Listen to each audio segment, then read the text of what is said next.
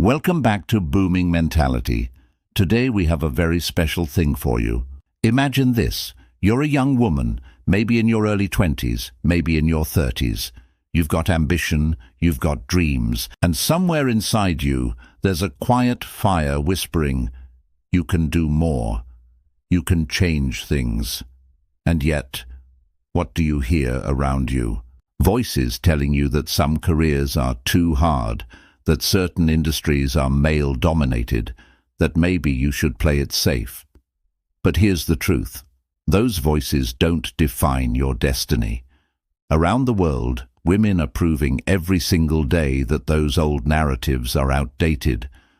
They're stepping into boardrooms, leading companies, passing global exams, and rewriting the story of what leadership looks like. And that's exactly the journey we're going to explore today. Inspired by International Women's Day, this isn't just a conversation about equality. It is about women changing the face of one of the most powerful and influential industries in the world, accounting and finance. Numbers may seem neutral, cold, detached, but the people behind the numbers shape companies, economies, and futures. And right now, women are taking their place at that table like never before. International Women's Day is more than flowers, hashtags, or polite speeches. It's a global spotlight. It's a checkpoint, a day where we ask, how far have we really come? Where are the cracks still showing? And what does the future hold for the next generation of leaders? When you focus that lens on the financial world, the transformation is striking. Take Melanie Profit, for example. Today, she's the Vice President of the ACCA, the Association of Chartered Certified Accountants, a global body with members and students in almost every country on Earth. For Melanie, the journey started with something simple. She loved math. But not in the way most people imagine it, not as dry equations or endless columns of numbers. For her, math was a puzzle.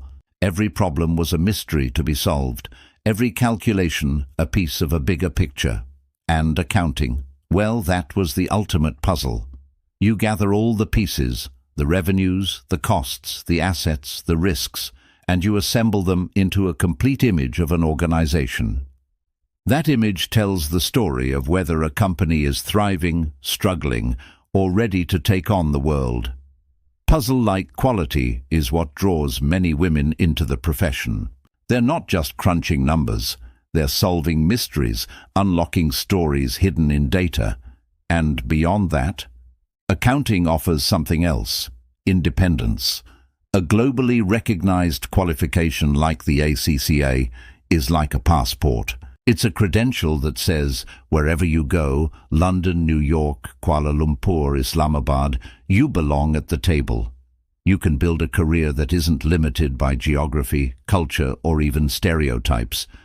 That independence, that freedom to choose your own path, is one of the reasons so many women are embracing the profession. Think of Daniela, a young woman at the very beginning of her ACCA journey. Her first milestone might sound simple: pass the exams. But anyone who's ever been through it knows it's a massive achievement. Passing isn't just about ticking a box. It's about proving to yourself that you belong in a global network of professionals. For Daniela, those exams are the first stepping stone toward a career where the possibilities are wide open. She doesn't know yet whether she'll end up in industry, practice, or leadership, but she knows one thing: the path is hers to walk. And what gives her the courage to walk it? Role models. Every young woman needs them. They're like lighthouses on a foggy night. They don't give you the full map, but they show you a direction. When women like Melanie or Helen Brand, the chief executive of ACCA, take the stage, they're not just doing their jobs, they're sending a message. Yes, this is possible. Yes, you can get here too. For young women like Daniela, that's more than inspiration. It's proof. But let's not romanticize it. The road isn't easy. The truth is, the finance world has been male-dominated for centuries. If you rewind 20, 30, or 40 years, It was rare to see women in senior leadership positions in accounting firms or corporate boards. All male boards were the norm and no one questioned it. Today, that picture is changing fast. In the UK, companies are now required to publish gender pay reports. That doesn't mean the pay gap has magically disappeared, far from it, but transparency is a powerful first step. You can't fix what you can't see. The pandemic accelerated another shift, flexible working. Suddenly the traditional model, commuting to the office 9 to 5 at a desk, was broken. Companies had to adapt to remote work, flexible hours, even shared parental leave. And who benefited? Women, because now balancing career and family became not just possible, but normal.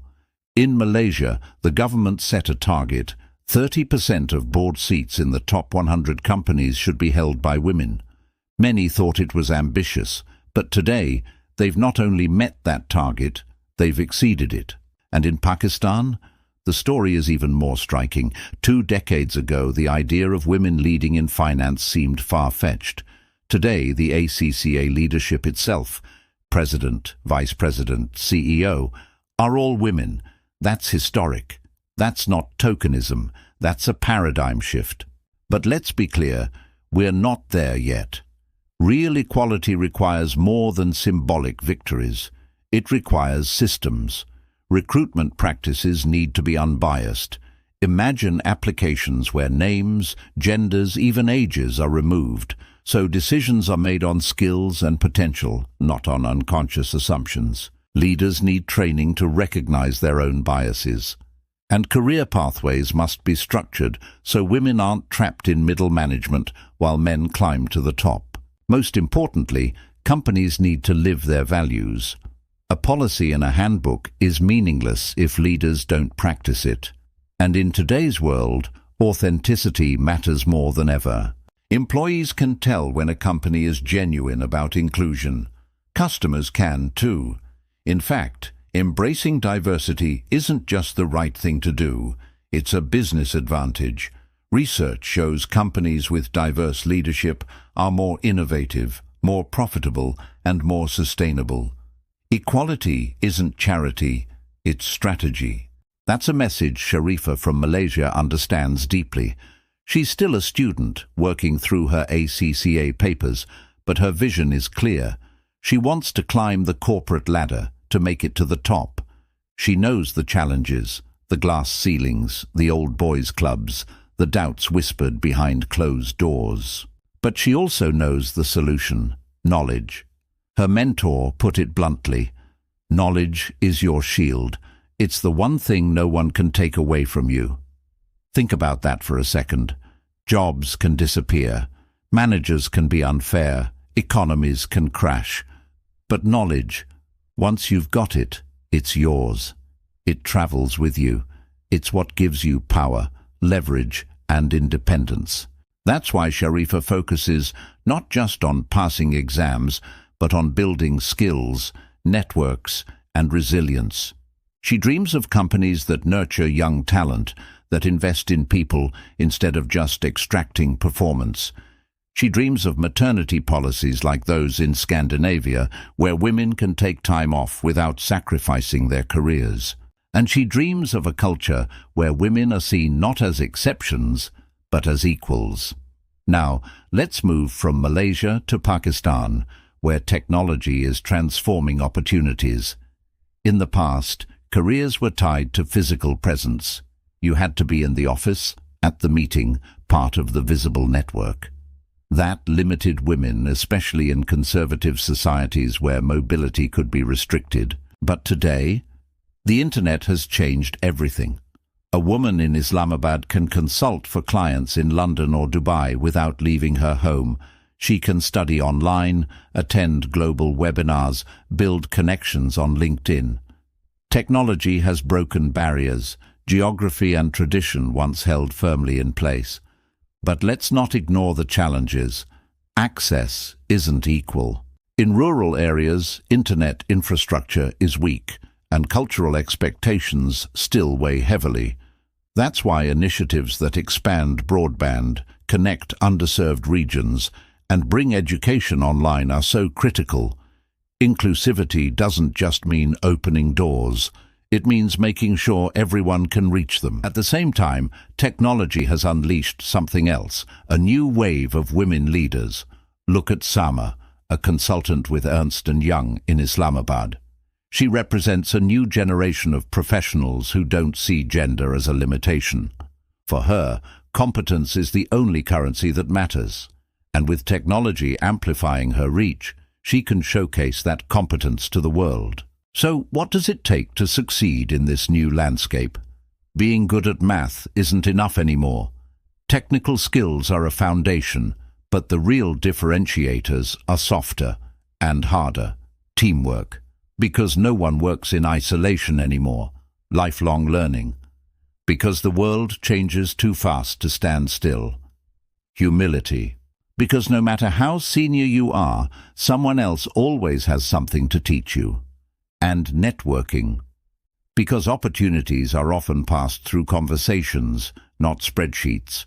One mentor once said, "An hour with an experienced leader can teach you more than 10 books.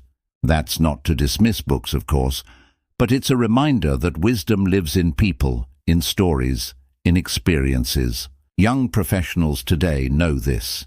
They blend theory with practice, knowledge with connection, learning with action. That's why they're so powerful. Ask them where they see themselves in 10 years, and the answers are bold. CEO, board member, entrepreneur. No hesitation, no apology. The ambitions are high, and that's exactly as it should be, because the data backs them up. Organizations with more women in leadership don't just look better on diversity reports. They perform better.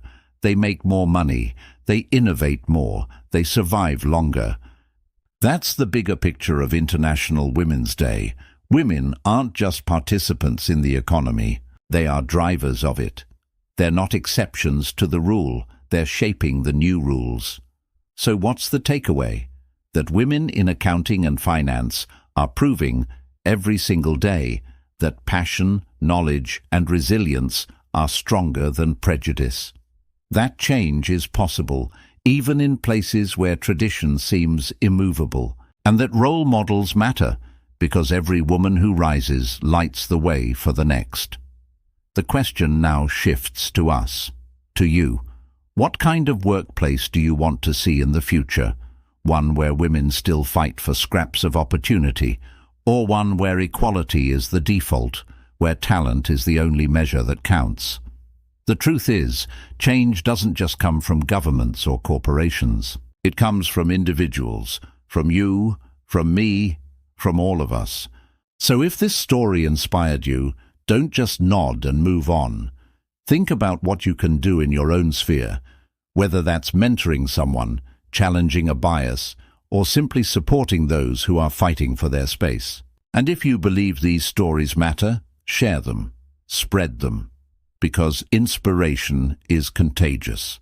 And of course, if you want more stories like this, hit that subscribe button, drop a like, and leave a comment below. What's one change you'd love to see in the workplace of the future? Let's start a conversation that goes beyond one day a year, a conversation that keeps pushing, keeps challenging, keeps inspiring. Because the future of business isn't just male, it isn't just female. It's inclusive, it's global, and it's happening right now. And that brings us to the end of today's story. But remember, change doesn't stop here. It starts with conversations like this, and it grows when people like you get involved. Together, we're building a community that believes in growth, equality, and the mentality to rise above any challenge. And trust me, you'll want to be part of what's coming next.